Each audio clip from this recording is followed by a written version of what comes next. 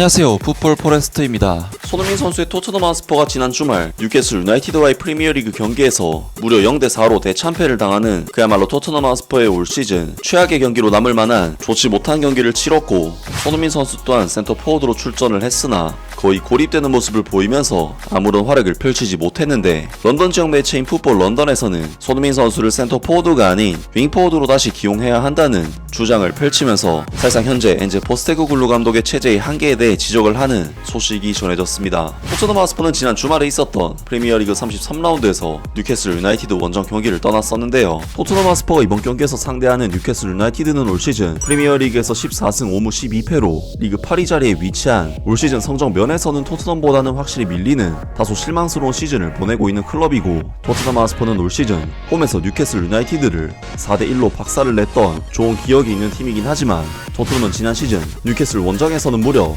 1대6으로 참패를 당했던 악몽 같은 기억이 있는 팀이기 때문에 뉴캐슬 유나이티드의 홈에서 펼쳐지는 이번 경기는 갈 길 바쁜 토트넘에게는 굉장히 까다로운 경기라고 할 수 있었는데요. 그리고 실제로 경기가 시작되자 토트넘 핫스퍼는 거의 대부분의 볼 소유권을 가져가면서 뉴캐슬 유나이티드보다 기본적인 경기 주도권 자체는 가져가는 경기를 펼쳤고, 90분 동안 볼 점유율이 무려 73%나 될 정도로 토트넘 핫스퍼가 기본적인 경기 지배력에 있어서는 앞서는 경기를 펼쳤습니다. 하지만 슈팅 숫자 면에서는 단 27%만의 볼 점유율을 가져간 뉴캐슬 유나이티드가 18대 11로 압도적인 모습을 토트넘에게 보여줬는데, 기록만 봐도 알 수 있듯이 토트넘 핫스퍼는 볼 소유 시간이 상당히 길었음에도 불구하고 이렇다 할 찬스를 거의 만들지를 못했고, 뉴캐슬 유나이티드의 계속되는 역습에 번번이 위험을 노출하면서 이번 경기를 무려 0대4라는 압도적인 스코어로 패배하게 되었습니다. 이번 경기에서는 손흥민 선수마저 슈팅을 단 한 개도 시도하지 못할 정도로 극심한 부진에 빠졌던 경기였고, 손흥민 선수는 결국 58분 엔제 포스테코글루 감독으로부터 교체가 되는 충격의 결정을 받게 되었는데,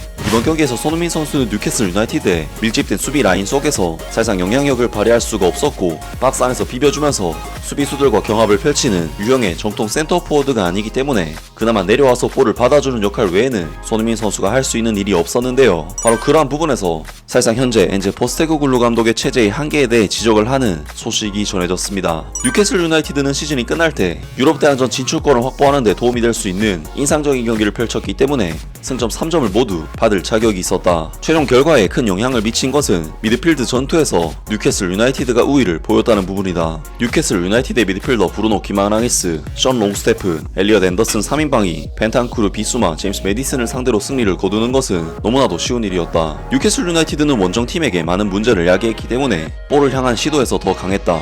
이 게임은 또한 포스테코글루 감독과 토트넘이 여름에 새로운 6번을 영입해야 할 필요성을 강조했다. 그 자리에는 수비 라인을 보호해줄 수 있는 선수가 없기 때문이다. 비수마는 현재 그렇게 하고 있지 않으며 토트넘 핫스퍼가 이 문제를 조만간 해결하는 것이 중요하다. 손흥민은 원정팀 토트넘이 3명을 한꺼번에 교체하면서 경기장에 단 58분만 출전했다. 엔제 포스테코글루 감독이 토트넘의 주장을 이렇게 일찍 불러들이는 것은 정말 놀라운 일이었다. 지난 몇 경기 동안 상황은 선수의 뜻대로 되지 않았다. 이 한국 선수는 웨스트햄 유나이티드와 노팅엄 포레스트와의 경기에서 거의 경기에 영향을 미치지 못했고, 상대 수비수들은 그를 무력화시켰다. 토트넘의 주장은 최근 히샬리송이 부상을 당하면서 센터 포워드를 맡았고, 그가 이전 수준으로 돌아가려고 하기 때문에 왼쪽 윙 포워드로 다시 전환하는 것이 잠재적으로 그에게 유리하게 작용할 수 있다. 손흥민은 패배 당시 토트넘 핫스퍼의 공격을 풀기 위해 노력하면서 공을 잡기 위해 때때로 너무 깊이 내려왔다. 31세의 이 선수는 또한 뉴캐슬 유나이티드와의 전반전 경기에서 몇 차례 볼을 잃어버린 죄를 범했고, 불행하게도 뉴캐슬의 4골 중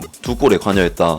토트넘 핫스퍼의 다음 상대는 아스날이며, 손흥민과 토트넘 모두에게 북동부 지역에서 정말 끔찍한 하루를 보낸 후 다시 정상 궤도에 오를 수 있는 완벽한 경기를 제공할 수도 있다 라면서 토트넘 핫스퍼가 이번 뉴캐슬 유나이티드와의 경기에서 큰 패배를 당한 이유에 대해 풋볼 런던에서 분석을 했고, 결론적으로 손흥민 선수가 현재 포지션이 맞지 않으며 차라리 왼쪽 윙에서 경기를 뛰게 하는 것이 더 나을 수도 있다는 주장을 펼쳤습니다. 확실히 손흥민 선수는 공간이 있어야 더 잘할 수 있는 선수이고, 최근 토트넘은 계속해서 밀집된 상대와 경기를 펼치고 있기 때문에 손흥민 선수가 내려와서 볼을 받아주는 상황이 많은데, 물론 내려와서 볼을 받아주다 보면 공격 진영에서 공간이 생기기도 하지만 문제는 그러한 역할밖에 하지 못하고 있고, 이는 결국 손흥민 선수의 장점이 낭비가 되고 있는 상황이라고 할 수 있습니다. 토트넘으로서는 워낙에 공격이 안 풀리고 있기 때문에 손흥민 선수에 대한 포지션 변화를 가져가 보는 것이 어떨까 싶은데, 과연 엔제 포스테코글루 감독이 다음 경기에서는 손흥민 선수를 어떻게 기용할지 기대를 해보겠습니다.